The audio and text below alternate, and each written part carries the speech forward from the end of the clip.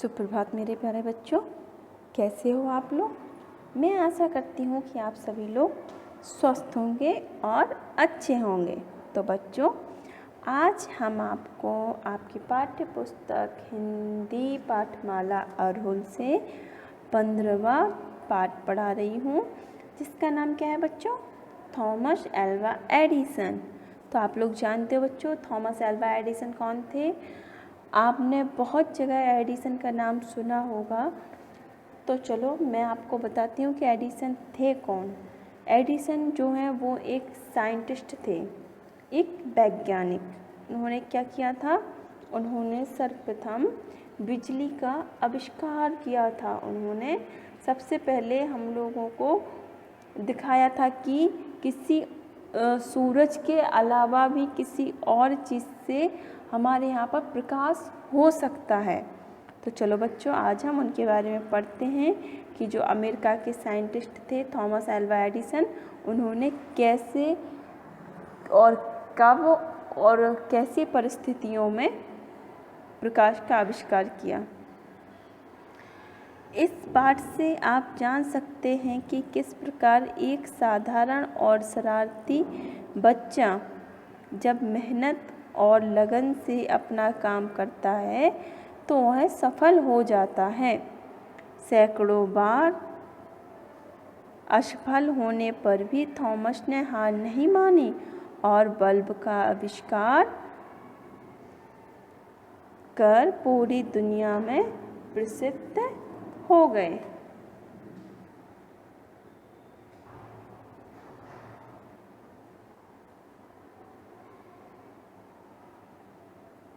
तो बच्चों चलो हम स्टार्ट करते हैं। थॉमस एल्वा एडिसन का जन्म 11 फरवरी 1847 को अमेरिका में हुआ था। इन्हें बचपन से ही तरह तरह के प्रयोग करने का शौक था। एडिसन का कहना था, तुम जो पाना चाहते हो पक्के इरादे से खोजो तो तुम्हें ज़रूर मिलेगा। अचानक बिजली चली जाती है और आपके घर का बल्ब बंद हो जाता है तो आपको कैसा लगता है?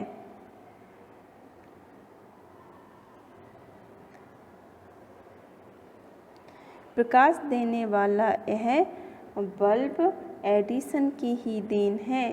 प्रकाश मतलब रोशनी, मतलब कि लाइट।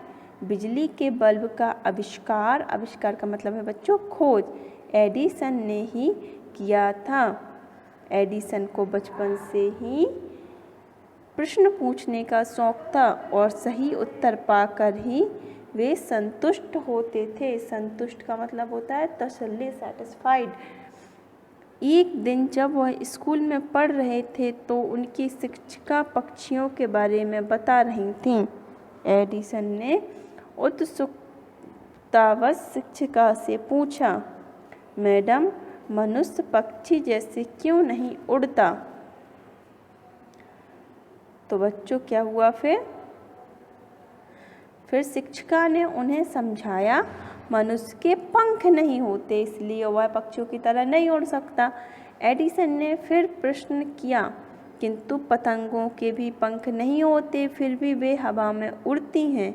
यह सुनकर बच्चे हंसने लगे और एडिसन को बचपन में ही स्कूल से निकाल दिया गया।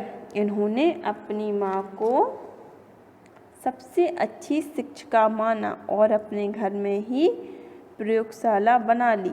उनके मन में कोई भी प्रश्न का उत्तर जानने की जिज्ञासा होती तो वह अपनी माँ से ही पूछते और माँ सभी प्रश्नों का सही उत्तर देती थी। एडिसन ने बचपन में जो प्रयोग किए वे इस प्रकार हैं। एक बार क्या हुआ बच्चों, एडिसन ने बड़े में जो प्रयोग किए वो तो सफल रहे ही, लेकिन उन्होंने बचपन में क्या किया, बचपन में उन्हें लगता था कि मुझे प्रयोग करना चाहिए, उन्हें प्रयोग करने का बहुत शौक था। तो एक बार क्या किया एडिसन ने देखा कि एक चिड़िया कुछ कीड़ों को चोंच में पकड़कर उड़ रही थी। एडिसन ने सोचा, यह चिड़िया इसलिए उड़ रही है क्योंकि यह कीड़े खाती हैं। यदि मनुष्य भी कीड़े खाए तो वह भी उड़ सकता है। उन्होंने इस प्रयोग को करना चाहा। उन्होंने कुछ कीड़ों को पीसकर पानी में घोल दिया और अपनी नौकरानी को देकर कहा, तुम इस शरबत को पी लो, तुम एक चिड़िया की तरह उड़ने लगोगी। उस बेचारी ने उन पर विश्वास करके पी लिया। वह उड़ तो ना सकी किंतु बीमार अवश्य पड़ गई। अवश्य का मतलब जरूर।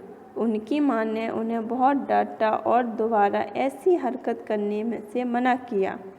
उनके बचपन के कुछ प्रयोग और शरारतें इस प्रकार हैं। एक बार वह अपनी माँ के साथ मुर्गी पालन केंद्र गए। वहाँ उन्होंने एक मुर्गी को अंडों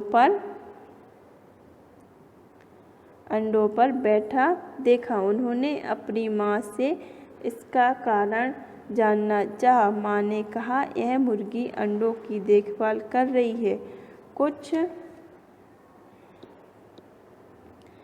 कुछ समय बाद चूजे निकलेंगे। एडिसन ने अपने मन में सोचा, मैं भी मुर्गी के चूजे निकाल सकता हूँ। अतः उन्होंने 1 दर्जन अंडे लिए और उन पर बैठ गए।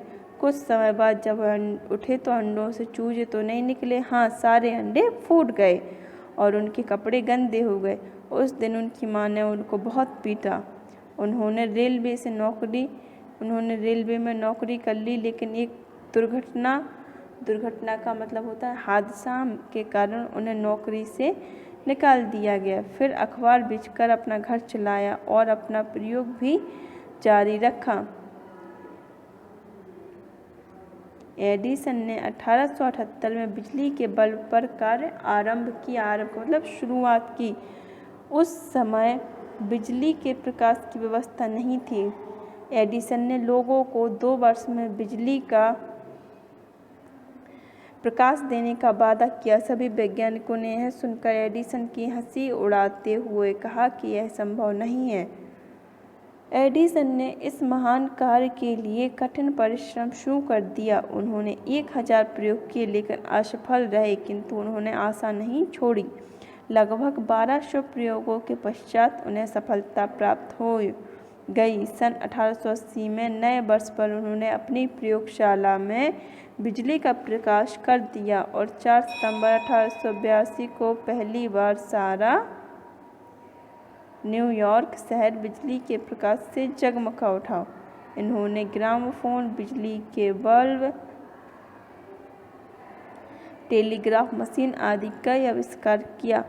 इन्हें नोबेल पुरस्कार भी मिला। 18 अक्टूबर 1931 को रविवार के दिन इस महान वैज्ञानिक का देहांत हो गया। देहांत का मतलब होता है बच्चों मृत्यु। तो बच्चों देखा, जो मन में ठान लो वो आप कैसे भी कर सकते हो।